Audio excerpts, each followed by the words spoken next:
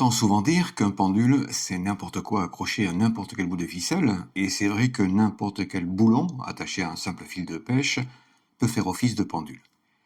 Évidemment, ce type de pendule n'est pas forcément vendeur et on ne le verra jamais dans la vitrine d'un commerçant spécialisé. Alors on fabrique tous les jours de nouveaux pendules, tous plus beaux les uns que les autres, mais au final, on ne fabrique qu'une seule et même sorte de pendule, celle qui est adaptée uniquement à la radiesthésie traditionnelle.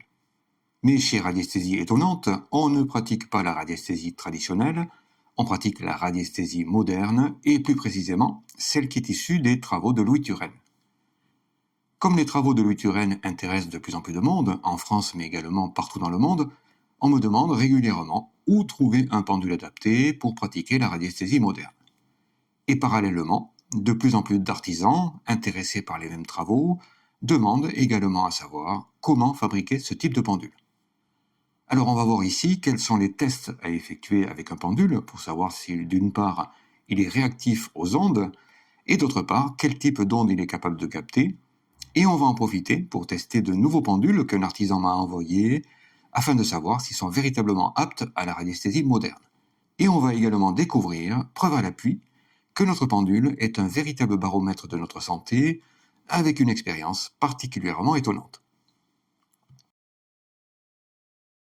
Pour réaliser ces tests, il est impératif de rester totalement neutre vis-à-vis du pendule, et les tests seront plus faciles à réaliser chez ceux qui n'ont jamais utilisé de pendule, alors que ceux qui ont l'habitude de pratiquer auront davantage de mal, tout simplement parce qu'ils ne pourront pas s'empêcher de poser une question ou une affirmation. Contrairement à la radiesthésie traditionnelle, en radiesthésie moderne, on ne pose aucune question au pendule, tout simplement parce qu'on ne fait aucune convention avec le pendule, et on préfère utiliser des témoins qui ont des propriétés physiques parfaitement naturelles et qui vont nous permettre d'arriver plus facilement et beaucoup plus rapidement au même résultat, et surtout en ayant la possibilité de les contrôler avant de les annoncer. Pour tous ceux qui pratiquent déjà, la seule question qu'on puisse poser ici, c'est comment le pendule va réagir. Ou pour ceux qui posent des affirmations plutôt que des questions, je suis curieux de savoir comment le pendule va réagir. Cette question ou cette affirmation ne laisse aucune interprétation possible et notre cerveau n'aura pas le temps de réagir avant le pendule. Alors bien sûr, il ne s'agit pas de tergiverser lorsqu'on lance le pendule, parce que si on le lance au-dessus de la couleur rouge, il gire automatiquement à droite puisque la couleur rouge émet naturellement une onde magnétique positive. Mais si pendant que le pendule gire à droite, on pense à autre chose, la couleur bleue par exemple, il arrête de girer à droite, change de direction et gire finalement à gauche. Normal, on vient de penser à quelque chose, et les ondes provenant de la pensée sont les ondes les plus puissantes qui puissent exister, et notre pendule captera toujours l'onde la plus puissante en premier. Donc pour réaliser ces tests, il est vital de ne penser à rien et se placer simplement dans un état de curiosité permanente. Voilà les 4 pendules que j'ai reçus de Corinne de la société Owood, vous trouverez le lien en dessous de la vidéo, afin de les tester pour savoir s'ils sont aptes à la radiesthésie moderne. Ils ont été conçus spécifiquement et leur particularité, c'est qu'ils sont constitués d'une pointe en inox, et on a vu dans une précédente vidéo que l'inox émet la totalité des ondes électromagnétiques et qu'un pendule en inox est donc capable de capter la totalité des ondes naturelles et est donc parfait pour la radiesthésie moderne. Ils sont d'autant plus parfaits pour la radiesthésie tout court, puisque l'inox émet naturellement une onde dont la longueur est de 8 mètres, la longueur d'onde parfaite de la santé, et que ces pendules sont donc capables de réaliser des soins énergétiques avec une facilité déconcertante. Ils disposent donc de tous les ingrédients pour pouvoir passer le test des 3 couleurs facilement, et c'est ce qu'on va voir tout de suite. Pour savoir si un pendule est réactif, il suffit d'utiliser une simple pile qu'on va prendre en main et qui va nous servir de témoin. On prend la pile de la main gauche, du bout des doigts, celle qui ne tient pas le pendule, et on lance le pendule en mode recherche en plaçant le pouce sur le pôle positif de la pile. Il va girer automatiquement à droite. Normal, la pile émet une charge positive, donc une onde positive, et au-dessus de n'importe quelle onde positive, notre pendule va girer à droite. On le laisse girer à droite et on enlève le pouce de la pile. Il va arrêter de girer à droite, changer de direction et osciller en mode recherche. On remet le pouce sur le pôle positif et il gire à droite. Et on peut continuer comme ça pour vérifier que le pendule réagit de plus en plus vite Et s'il réagit de plus en plus vite, c'est qu'il est parfaitement réactif aux ondes naturelles.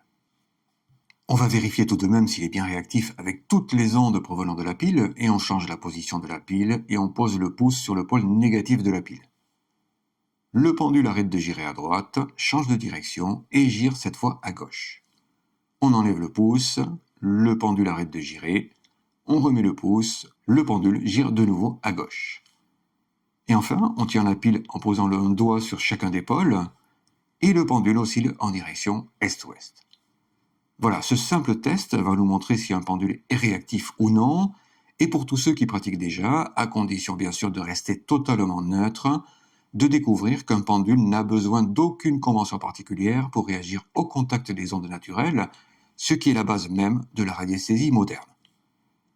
Ce premier test avait en fait deux objectifs. Nous permettre de savoir si un pendule est réactif aux ondes, mais également, en pratiquant cet exercice suffisamment longtemps, de nous charger de magnétisme, et on sait que plus on est chargé de magnétisme, et plus notre pendule va réagir vite, ce qui va nous amener à réaliser le prochain test beaucoup plus facilement. On a déjà fait ce test des dizaines de fois dans les vidéos précédentes, et il semble que certains ont encore du mal à le réaliser, alors qu'il s'agit du test le plus simple qui puisse exister pour un pendule. Les ondes électromagnétiques se diffusent sur deux plans différents, un plan horizontal magnétique et un plan vertical électrique. Les ondes magnétiques se diffusent sur une hauteur maximum de 10 cm au-dessus des couleurs, et si on lance le pendule au-dessus de la couleur rouge, il gire à droite automatiquement, puisque la couleur rouge émet une onde magnétique positive. Au-dessus de la couleur bleue, le pendule gire à gauche, parce que la couleur bleue émet une onde magnétique négative. Et au-dessus de la couleur verte, le pendule oscille en direction est-ouest, parce que la couleur verte émet une onde magnétique positive et négative à la fois. Les ondes électriques, elles, se diffusent au-dessus de la zone magnétique, et si on lance le pendule au-dessus de la couleur rouge, comme tout à l'heure, il gire à droite, ce qui est normal, on se trouve dans la zone magnétique, mais si on lève le pendule de plus en plus haut, et qu'on dépasse cette hauteur de 10 cm, il arrête de girer à droite, change de direction et gire cette fois à gauche parce que la couleur rouge, en plus d'émettre une onde magnétique positive, émet également une onde électrique négative.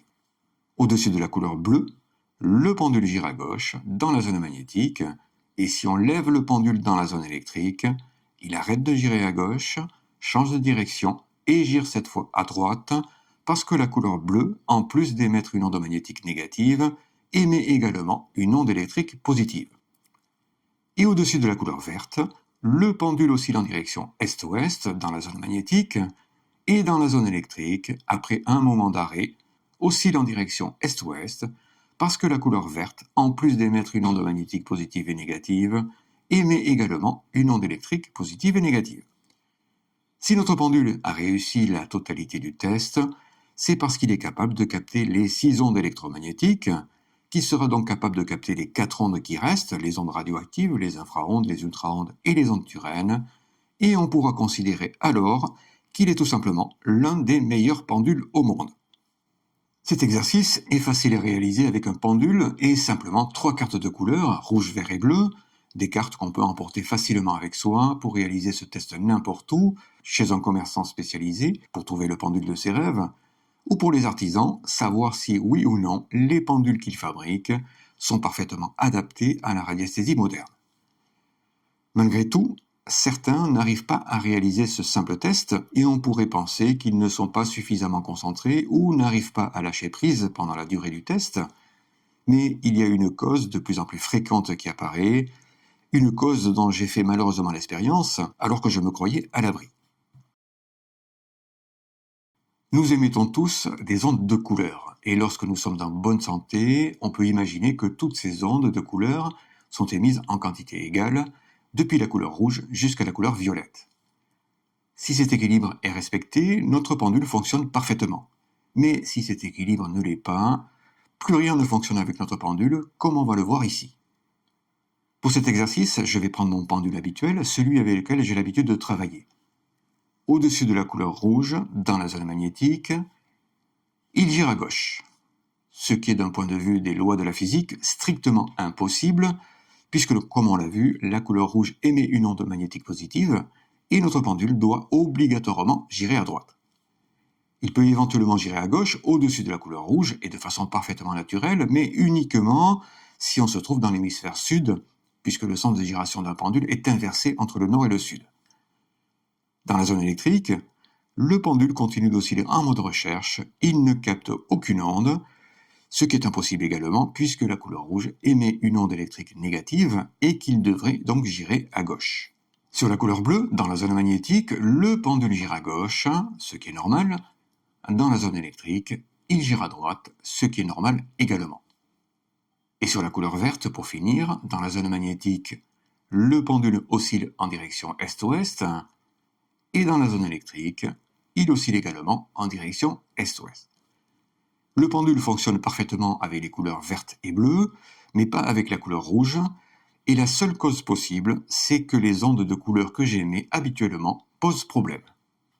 J'ai effectué un soin énergétique il y a 15 jours et j'ai porté sur moi 3 pierres différentes. Pendant plusieurs jours, une pyrite, une améthyste et une apatite, et c'est ici en fait que les véritables problèmes ont démarré.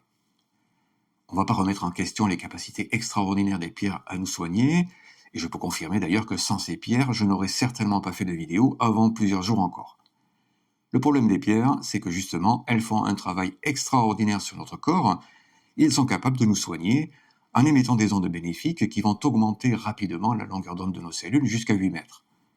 Par contre, lorsque nous sommes bombardés, c'est bien le mot, des ondes des pierres, notre système vibratoire, même s'il tend à l'équilibre, va commencer à émettre davantage d'ondes de couleur et surtout l'une des deux couleurs opposées du spectre, rouge ou violet.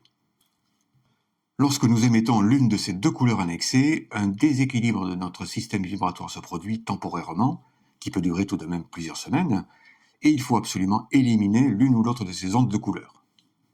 La solution est simple et on utilise 2 rubans de couleur, peu importe la matière, mais il faut que les 2 couleurs se rapprochent des couleurs fondamentales.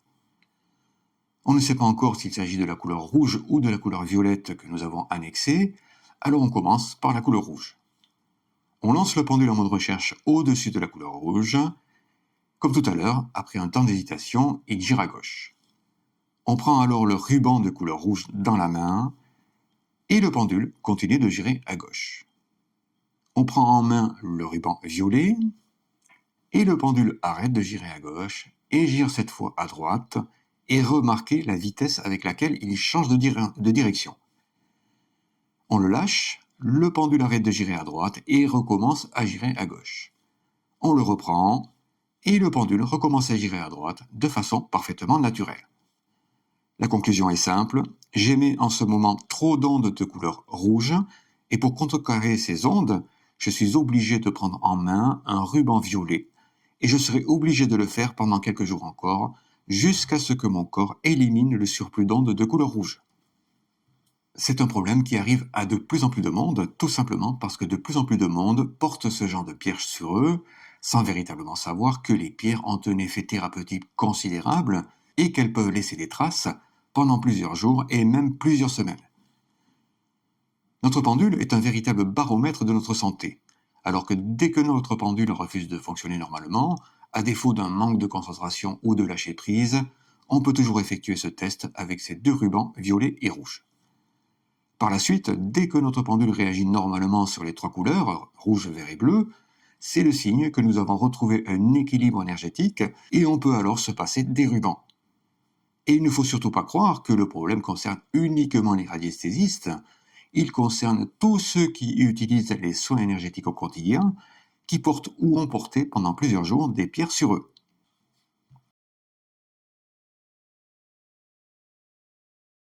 Tous les pendules du monde sont capables de capter les 3 ondes magnétiques qui représentent 30% des ondes naturelles.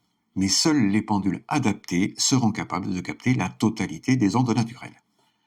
Le test des 3 couleurs est le meilleur test à réaliser pour savoir si un pendule est apte ou non à la radiesthésie moderne.